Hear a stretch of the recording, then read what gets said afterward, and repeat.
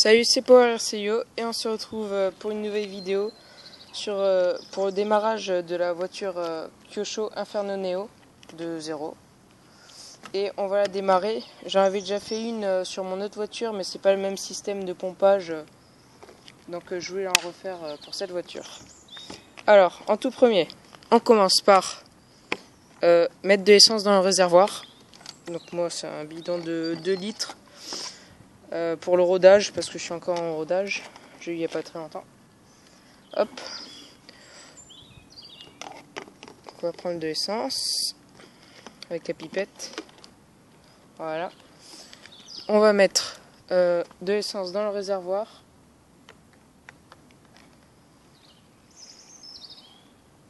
Bon, moi je vais faire un plein. Voilà. Je vais remettre l'essence qu'il y a dans la pipette en trop. Hop. Faut bien refermer le bidon d'essence. Voilà.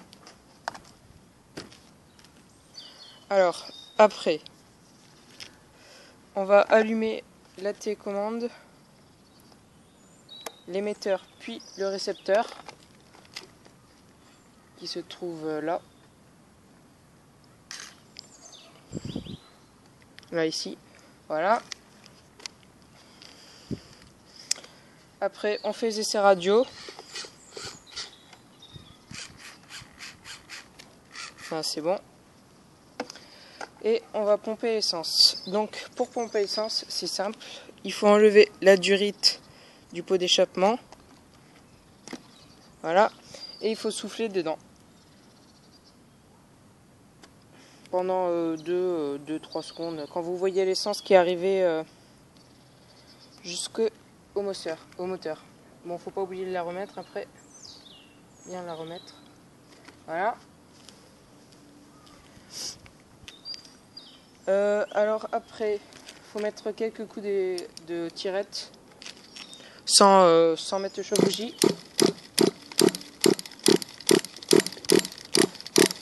Voilà.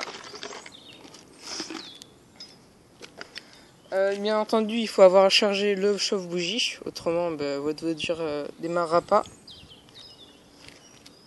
Donc on le met. Ce qu'il faut pas oublier, c'est d'augmenter le trim un petit peu, voilà, comme ça. Autrement, votre voiture démarrera pas ou avec beaucoup de coups de tirette. Et là, c'est parti.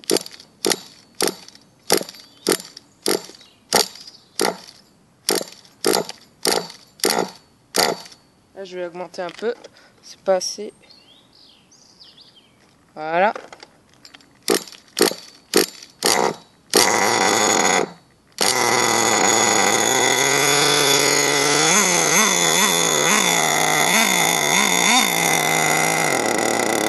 On enlève le chauffe-bougie. Faut pas oublier de mettre quelques coups d'accélération une fois que le chauffe-bougie est mis, autrement elle calera après. Et là c'est bon, elle est allumée. Donc pour l'éteindre, il suffit juste de boucher le pot d'échappement avec le doigt. Et voilà, elle est éteinte. Donc quand vous avez fini, moi je vous conseille d'enlever le carburant ou d'enlever le carburant qu'il y a dans le réservoir ou d'utiliser tout le carburant pour qu'elle soit en panne sèche. Autrement, après il y a des dépôts d'huile là et c'est pas, ça peut boucher les tuyaux.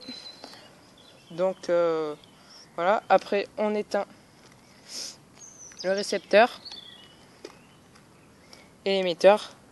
Il faut bien respecter l'ordre. Et voilà, c'est la fin de ce tuto. J'espère qu'il vous aura plu.